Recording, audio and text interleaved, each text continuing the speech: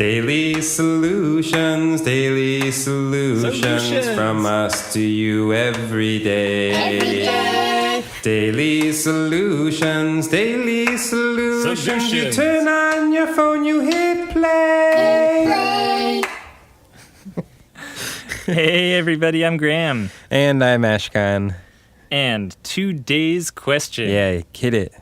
is, how do you stop your members from canceling their memberships? How do you stop your members from canceling your memberships? That's so first of all, we question. can't. Like, that's a universal problem right there, and one that I think you just get better at over time. But you're never going to have 100% retention. So it's just a difficult nut to crack, to be honest. Yeah, memberships are important, and it is tough to keep people.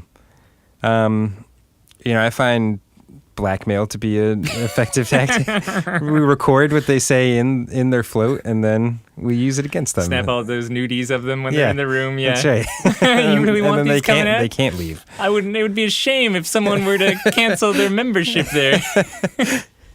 Yeah, so I guess there's other gentler tactics as well. So some people have literally like contracts that their members sign that don't allow you to cancel your membership. That's like one way for a certain amount of time, right? Right. We're not talking. So I guess forever. Yeah. So I guess what this problem is addressing, like just to rewind a little bit, is that there's a relatively high membership churn in the float industry. Yeah. And we at Float On, actually, we don't have a contractual minimum number of months. So people can just have a membership for 1 month and then cancel after that single month. And then what Ashkan was saying was, some people actually have contracts that are more like 3 or 6 months that they kind of lock people into things. Which, no judgment either way. We just kind of made our choices for how to run things, and either one of those, I think, can be successful. Yeah, it's kind of the tricky thing about talking about memberships is that there's so much variety in what a membership is, and kind of the base structure of your membership changes, like all these conversations about contracts or length of time or what your retention is or how many members you have. Those are very fundamentally different questions and of different value depending on what your membership structure is. Like some people have a membership structure where, it basically if you float more than like once every 6 months or something, like it makes sense to have a membership. Where it's just kind of like, hey, you're getting a slight discount as a member, but it'll make your first float cheaper or whatever, some sort of system like that. Whereas other people have memberships that are way more significant. Like you don't have a membership unless you're seriously floating, like on a normal basis as part of your like weekly routine or something. Which is kind of more our side. Yeah. So our base level membership starts at 2 floats a month. So we don't even have like a 1 float a month option. So already it's kind of like that barrier to entry to get a membership at Float On specifically is pretty high. So, that might change this question. Like if you might not be as concerned about members leaving if your membership is really just like a great way to convince people to float 2 or 3 times instead of once or something. Whereas for us, like our members are kind of like our most serious floaters. They're our best customers, the people who actually do genuinely come in over and over again and we see on a frequent basis. And so when we lose members, it hurts a lot more. We're like, oh no, those are our members. And we have probably a lot less members than you would with a different membership structure where it's kind of the ease of entry is a lot lower. Yeah. And I think just for the record, our membership numbers as of like right around now, when I was checking them, was around like 95 or so is kind of what we're at right now. And it's sort of hovered like around that 100 point pretty historically, sometimes below and sometimes above. But and that's anywhere from 2 floats a month to 8 floats a month.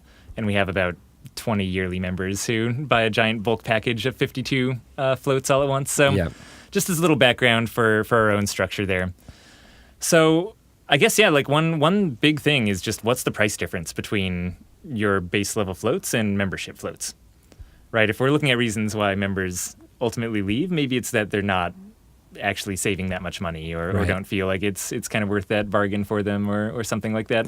Yeah, and I think members leave often because they just start, stacking up floats on their account that they're not quite using. That's at Float On, at least. That's definitely the like number one reason that people either pause or cancel a membership. Right. And we used to have people's floats expire as a way of like deterring that kind of behavior. Your floats would roll over for 1 month and then they'd expire, because we didn't want that kind of stacking up thing to happen. But it didn't really work. I mean, part of it was just that people would contact us and be like, hey, my floats are about to expire. And we'd be like, oh, we'll extend them for you. And so we were never really enforcing it. And it's like, if anyone asked at all, we'd extend their floats. And we just felt bad, like, having these things they paid for, like, expire on them. So we ended up just, instead of, like, having a mean policy and constantly being nice about it, just having a nice policy. Yeah, and I guess also of note here is that we actively go through every month and call/email people who aren't using floats. Yeah. So if people are accumulating floats or they haven't been in at, I'll say, like a max of 2 months, they're for sure getting contacted by Float On and being like, hey, did you still want to keep that membership, essentially? Like, do you want to use those floats that you've been collecting? And some people, their memberships, and this is kind of more like the gym model, I guess, where you get on a bunch of members and then that's it. It's sort of their responsibility to keep track of their own life and make sure to responsibly cancel that if they're not going to be using them. And for us also what we found was that our policy just ended up being really nice, right? So people would call us after 5 months of not using their floats and they're like, hey, I haven't used these in 5 months. Can I get a refund on like all 5 months worth of memberships? Right. Yep. And we'd be like, yeah, for sure. You totally can. And that would suck because we had a lot of money coming out of our bank account all at once. So that's kind of when we decided that we didn't want people keeping things just on the passive basis anyway, because it just felt not quite like how we wanted to run Float On. And we were actively now calling them to make sure that they aren't continuing down that path. So in a sense, like we set the bar sort of high for ourselves for not having memberships cancel. Like if you're not using it, we'll actively make sure that you don't want to cancel it, right? So like we're almost encouraging people to cancel their memberships that are unused. I mean, even our yearly members who are using their floats, we'll still call them before their thing renews because it's a huge chunk of change to come out. It happens once a year. So we'll like before they get charged, call and make sure like, hey, we just want you to know like this is coming up in a month and like, do you want it to renew? Do you want us to turn it off? Like, it just seems like an insane kind of thing to pop up on your credit card out of nowhere. It's like turned into an episode of how to get your members to cancel. Like, don't have any contractual link. Actively call to check in to make sure they want to keep going with their membership and cancel them if they don't. Okay, all right. So what do we do? What do we do to not have our members cancel? I mean, one thing is I guess, try to make it just seem like being a member at Float On is awesome, right? So we will buy surprise gifts for our members. Like every few months, we have some sort of kind of member giveaway where I think the last one we did, we made these like nice metal water bottles that had our logo on them that we gave for free to all of our members. Yeah, for World Water Day. Yeah. We made them a shirt around Thanksgiving, a Thanksgiving shirt. That had a bunch of like fall kind of gourds, like pumpkins and squashes and stuff that were shaped to look like float tanks. Which is cool. And yeah, free floats and things like that. And it even starts when they first get their membership. Yeah. So they get a membership and and none of this is advertised, by the way. We don't say, hey, we're going to be giving out gifts. So every time it happens, it's a surprise. And the first thing is they get a pair of color therapy glasses and a miracle fruit pill. And that's just kind of their initial surprise sign-up bonus. Is like, hey, here's some extra presents now that you're a member with us. So it starts early. Yeah, we give them free kombucha like that we have in our lobby. So when they come out of their floats, they get their kind of like VIP membership. They can just go up and drink as much kombucha as they want. And, this is, I don't know, it's always been kind of my thought on like good ways to keep people in is just to make it such a great experience that like, why would you want to leave? Like in my ideal world, we've never really gotten to this point, and maybe we'll work on this project at some point. But great, another project. Thanks, buddy. In my ideal world, it's almost more like a secret society or something. Like you sign up for a membership, and you go home, and like sitting on your doorstep is like a black package, and you open it up, and you have like this solid, nice Float On membership card. That I don't know why you need a card for anything, but at least you have one, so you feel awesome. And there's little like note that says you can never leave. Yeah, there's like a cape in there, and maybe like other things, and it just feels like all of a sudden now you're a part of this like awesome thing. And that we've been testing this with giving people gifts and stuff like that, but I have a suspicion that if you do even spend money or do sort of that kind of upfront effort, that people are gonna like not want to cancel 1 month later, that they're gonna be like, oh man, like I signed up and I got all this stuff, and it's just gonna make it a harder kind of thing to frivolously cancel your membership. Yeah, social guilt is a real thing. You should abuse it for your own benefit whenever possible. Yeah, and like so I guess like even what you're saying right now feels like kind of a contrasted philosophy to the idea of putting in contractual lengths that you need to keep your membership for, of like letting people sign up for memberships and then just accumulate floats and not reaching out to them. Like I guess on the logistical side of like, here's our exact policy and our rules, we try to be really lax and we don't really use those to boost up our memberships. And instead we go for what Ashkan was talking about, which is this more boosting up the overall quality to get people to stay on board and allowing our policies to stay as lax as possible. So another thing we'll do is actually just and we've tried this to differing levels of success, but we'll have kind of members invite events as well. So we used to do a meetup. Occasionally we'll have things at our shop, or even invite our members out for drinks, whether that's one-on-one or with groups of other members, things like that. And definitely, personally, from inviting out members, especially your most regular members, to go grab a cup of coffee or a beer or whatever it is and just sort of hang out and chat, pick their brain about what could be better.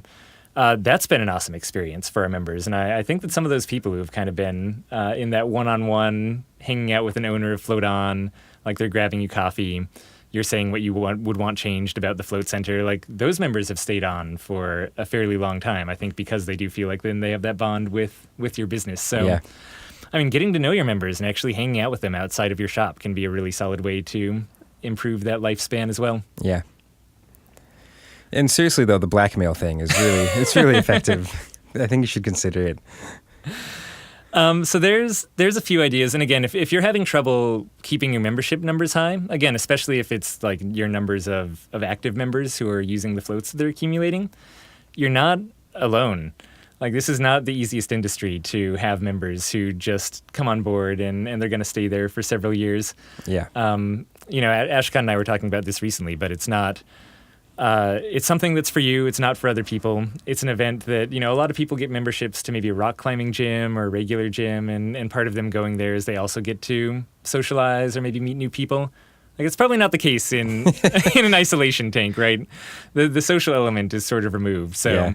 It's time consuming too. Like, you got to take a good chunk out of your day, out of your week to come do it.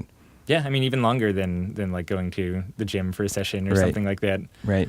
So we kind of have, so like self-care that takes a long time, that's not a social activity. And it's kind of expensive too, These aren't like a membership for a float center is more expensive than like a gym membership or something of the like. So we have a lot of things working against us, I guess, in that the basic premise of floating itself is not something that encourages people to hang around for an incredibly long time. So yeah, you're not alone. It is a challenge, and at Float On, at least, we always double down on quality and just trying to make both the experience in our tanks and the awesomeness of being a member as salient as possible so that people are just less likely to quit because of the extreme amount of value they're getting. Yeah. All right. Well, I think that about wraps that up.